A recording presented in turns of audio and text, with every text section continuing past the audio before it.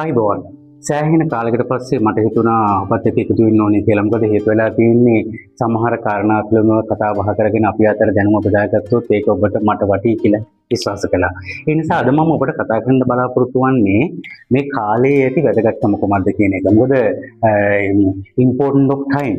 මොකද මේ කාලය මොනතරම් වටිනවද කියලා විශේෂයෙන්ම මේ කලා ක්ෂේත්‍රයේ වැඩ කරන එහෙම නැත්නම් මාධ්‍ය ක්ෂේත්‍රයේ වැඩ කරන අයට මේ වෙලාවට අනුව වැඩ කිරීම මොනතරම් ප්‍රතිඵල ගෙන දෙනවද කියන කාරණේ පිළිබඳව අපිට මේදී කතා කරන්න මම බලාපොරොත්තු වෙනවා. මේක මම කතා කරන්නේ නිකන් නෙමෙයි, මේකට ලස්සන උදාහරණයකුත් එක්ක තමයි මම මේක ඔබට ගෙනියන්න බලාපොරොත්තු වෙන්නේ. මම මේ උදාහරණය තෝරගන්නේ ඉංගලන්තයේ BBC ආයතනයේ. සමහර වෙලාවට මම මේ කතා කරන නිවේදකයා ඔහු මොනතරම් දක්ෂද කියලා කියනවා නම් නිවේදන වෘත්තියට මොහු ප්‍රවෘත්ති කියනකොට හරියට කියනවා උදාහරණයක් විදිහට ඔහු ප්‍රවෘත්ති කියන වෙලාවට තේම්ස් නදිය ගලන එක නතර කරලා මේ මොහොතක් නැවතී බලා සිටිනවායි කියන එක. ඒ කියමනින්ම ඔබට පැහැදිලි වෙනවා මොහු මොනතරම් තමන්ගේ ක්ෂේත්‍රයේ පිළිබඳ ප්‍රවීණයෙක්ද එහෙම නැත්නම් මොනතරම් දක්ෂතාවයක් ඔහුට තිබුණද කියන කාරණේ. නමුත් මෙහිදී වැදගත් වන්නේ ඒක නෙමෙයි. ඊතරම් දක්ෂයෙකුට ඊතරම් ප්‍රවීණයෙකුට කාලයට වෙලාවට අනුව වැඩ නොකිරීම නිසා තමන්ගේ සම්පූර්ණ මාධ්‍ය ජීවිතයෙන්ම නිවේදක වෘත්තියෙන්ම සමුගන්න සිදු වුණ අවස්ථාවක් තමයි මේ කතාවෙන් කියවෙන්නේ. මේ කියන නිවේදකයා සාමාන්‍යයෙන් ඔහුට ප්‍රවෘත්ති කියන්න තිබුණ රාත්‍රී 7ට කියලා අපි විශ්වාස කරමුකෝ. එතකොට ඔබ දන්නවා සාමාන්‍යයෙන් 7ට ප්‍රවෘත්ති පටන් ගන්නවා නම් 7 ප්‍රවෘත්ති පටන් ගන්නේ 7 කියලා කියන්නේ 6:59 නෙමෙයි 6:58 නෙමෙයි. ඒ වගේම තමයි 7:1 7:2 නෙමෙයි. මොකද හේතු වෙලා තියෙන්නේ සාමාන්‍යයෙන් කිසියම් ආයතනයක ප්‍රවෘත්ති යන වෙලාව කියලා කියන්නේ හරියටම ශාප් 7 නම් 4 පටන් ගන්න ඕනේ. ඇයි එහෙම කියන්න හේතු වෙලා තියෙන්නේ? එහෙම කියන්න හේතු වෙලා තියෙන්නේ ඔබ හිතන්නකෝ සාමාන්‍යයෙන් 7ට ප්‍රවෘත්ති වෙනකන් මේ වීවර්ස්ලා නැත්තම් මේ තමන්ගේ ප්‍රේක්ෂකව බලාගෙන ඉන්නවා. 7:05 වෙනතුරු ප්‍රවෘත්තිය යන එක ප්‍රමාද වෙනම නම් එතකොට මේ ප්‍රවෘත්ති පිළිබඳ විශ්වසනීයත්වය පිළිබඳ ගැටලුවක් ඇති වෙනවා. ඒක නිසා ඕනෑම ආයතනයක කිසියම් ප්‍රවෘත්ති බුලටින් එකක් පටන් ගන්නවා නම් ඒ ශාප් ඒ වෙලාවටම පටන් ගන්න ඔවුන් හැමතිස්සෙම හැම උත්සාහයක්ම ගන්නවා අපිට දකින්නට පුළුවන්.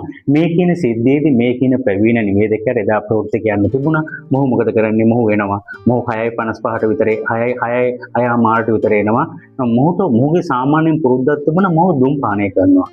එදත් මොකද කළේ? මොහුට මේ දුම් පානය කරන්න ඕන වෙලා මොහු මේ යාබදව තිවිච්ච කුටියට ගිහිල්ලා මේ සිගරට්ටුවක් දැල්වාගෙන සිගරට්ටුව මේ පානය කර හිටියා. එතකොට මෙන්න මේ වෙලාවේදී දැන් සාමාන්‍යයෙන් ලංකාවේ වගේ නම් නිවේදකෙක් හරි නිවේදිකාවක් හරි එන්න පරක් වුණාම හොයලා බලනවානේ කොහෙද මේ මිනිස්සයා. ඊට පස්සේ දුවලා ගිහලා කතා කරනවා, එන්න කියලා කියනවා, මොනවද කරන්නේ කියලා අහනවා. නමුත් පෙර රටවල් වල ප්‍රොෆෙෂනලිසම් කියලා කියන්නේ ඒක නෙමෙයි. ප්‍රොෆෙෂනලිසම් කියලා කියන්නේ අනිවාර්යයෙන්ම වෘත්තීය භාවය කියලා කියන්නේ ඔවුන් දන්නවා තමන්ගේ රාජකාරිය මොකද්ද කරන්න ඕනේ කියලා. සහ තමන්ට පැවලා තියෙන කාර්යය මොකද කරන්නේ මොකද්ද කියලා ඔවුන් දන්නවා සහ වෙලාවට වැඩ කිරීමේ අගය ඔවුන් දන්නවා. ඒක නිසා එදා මේ සිදුවෙච්ච සිදුවීම වෙලාවේදී මේ නිෂ්පාදකවරයා ඇතුළු අනිත් සියලුම ටීම් එක මොහු වෙනකම් මොහු කතා කරන්න මොහු හොයන්න බලන්න ගියේ නෑ. මොකද ඔහුගේ රාජකාරියක් පැවලා තියෙනවා. ඔහු වෙලාවට ඒක කරන්න ඕනේ. එතකොට මේක බලාගෙන හිටියා. දැන් උන් 6:55ට ආවා. නමුත් තාම නිවේදකයා තමන්ගේ අසුනේ ඉඳගෙන නැහැ. 4 ප්‍රවෘත්ති පටන් ගන්නවා කියලා ඔබ හිතන්නකෝ. එතකොට දැන් මේ වෙලාවේදී 6:59 වුණා තාමත් නැහැ. ඔන්න ඊළඟට 7 වුණා තාමත් නැහැ. හැබැයි එක දෙයක් කළා මේ නිෂ්පාදකවරයා සහ කැමරා ශිල්පියා. මොකද කළා දැන් ඔබ දන්නවා අනිවාර්යයෙන්ම ස්ටුඩියෝ එකක ප්‍රවෘත්ති පටන් ගන්නවා නම් මේන් ස්ටුඩියෝ එකෙන් අනිවාර්යයෙන්ම මේකට කැපෙනවා. ඒතකොට අනිවාර්යයෙන්ම 7ට බුලටින් එක පටන් ගන්න ඕනේ. 7ට බුලටින් එක පටන් ගන්නකොටත් මේ මොහොත වෙනතුරුත් මේ නිවේදකයා ඇවිල්ලා හිටියේ නැහැ. එහෙමනම් ඉතින් මොකද කරන්නේ? 7ට අනිවාර්යයෙන්ම පටන් ගත යුතුයිනේ. මේ කැමරා ශිල්පියාට කිව්වා අනිවාර්යයෙන් මේ ස්ටුඩියෝ එකේ තියෙන ඔර්ලෝසිය ක්ලෝස් අප් එකක් තියාගන්න කියලා. හරිද? එතකොට දැන් ඔන්න 7 වුණා, 7:1 වුණා, 7:2 වුණා තාමත් නැහැ.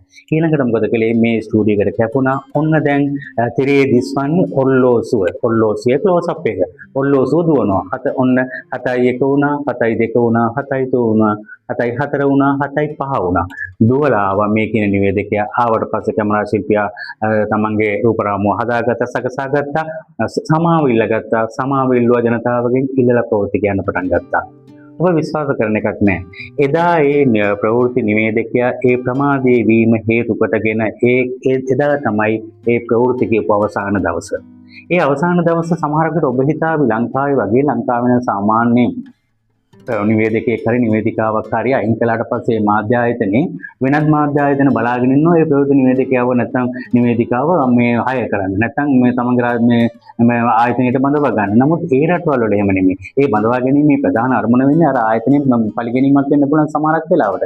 හැබැයි ඒ රටවල වල එහෙම නෙමෙයි. ඒ රටවල වල වෙලාවට වැඩ කරන්න ඕන. ඉතින් මොකද කරන්නේ? අන්තිමට කිසිම ආයතනයකින් මේ පුද්ගලයාව නැවත හයර් කළෙත් නැහැ. රස්සාවට බඳව ගත්තෙත් නැහැ. ඒ නිසා එදා තමයි ඒ ප්‍රවෘත්ති ප්‍රවීණ ප්‍රවෘත්ති නිවේදකයා නිවුස් කියනවා දැකපු ජීවිතේ අවසානම සහ අවසාන අවස්ථාව කිසිම අවස්ථාවක දකින්නට හම්බුනේ නැහැ. මෙන්න මේ කතාවේදී එහෙනම් මොකද්ද මේ ප්‍රවෘත්ති නිවේදකයාට එදා සිද්ධ වුනේ? ඒක ඊටාම මානසික දෙයක්. නමුත් සමහරක් වෙලාවට අපේ පෞද්ගලික ජීවිතයේ දේවල් අපේ වෘත්තියට බලපාන්නේ නැහැ. විශේෂයෙන්ම මාධ්‍ය ක්ෂේත්‍රයේට. මොකද අපිට ඒ දේවල් කියලා මහ ජනතාවගෙන් එක්ස්කියුස් එකක් බලාපොරොත්තු වෙන්න බෑ. එහෙනම් යටින් දාන්න ඕනේ මෙන්න මේ ප්‍රශ්නේ නිසා අද ප්‍රවෘත්ති ප්‍රමාද වෙනවයි කියලා. ඔබ කැමති ඇති ඔහුට මොකක්ද උනේ කියලා දැනගන්න. එදා සුපුරුදු පරිදි මොහු ආවා. මොහුට දුම්මැටිය පානය කරන්න උවමනා කළා. තෝනම සාමාන්‍යයෙන් දුම්බන කෙනෙක්. මොහු දුම්මැටියකුත් දැල්ලගෙන ගියා යාබදෝ තියෙන. ඊටාම යාබදෝ තියෙන එහා කාමරේට. දැන් දුම්මැටිය දැල්ලගෙන කල්පනා කරන්න එදා සිද්ධියක් තිබුණා උට.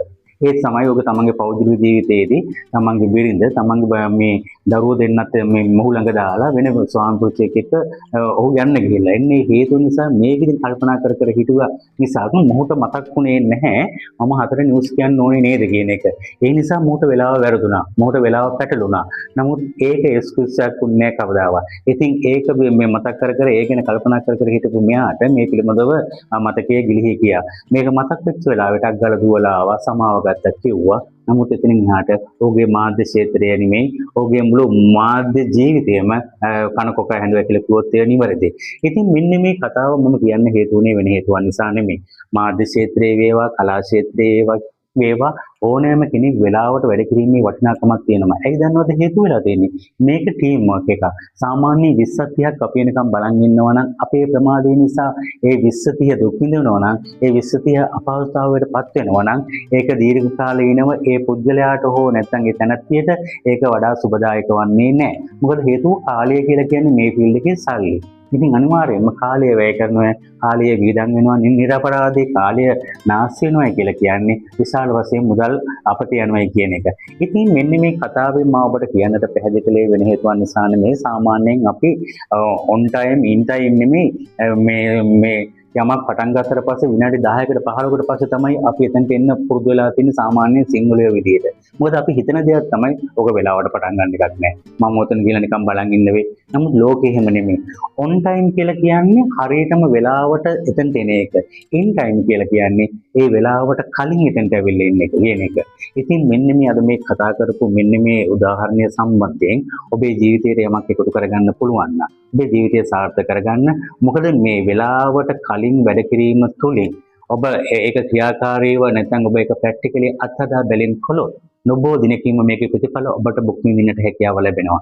එහෙමනම් මෙන්න මේ කතාවෙන් යමක් ගත යුතු නම් ඔබේ ජීවිතයට එකතු කරගන්නට ඔබ පසුබට වෙන්න එපා. එහෙමනම් මේ වගේ තවත් තමන්ගේ ජීවිතයේ සාර්ථකත්වයට මේ වැඩදායී වන වීඩියෝ එකකින් ඔබ හැම බලාපොරොත්තු වෙමින් සමු ගන්නවා.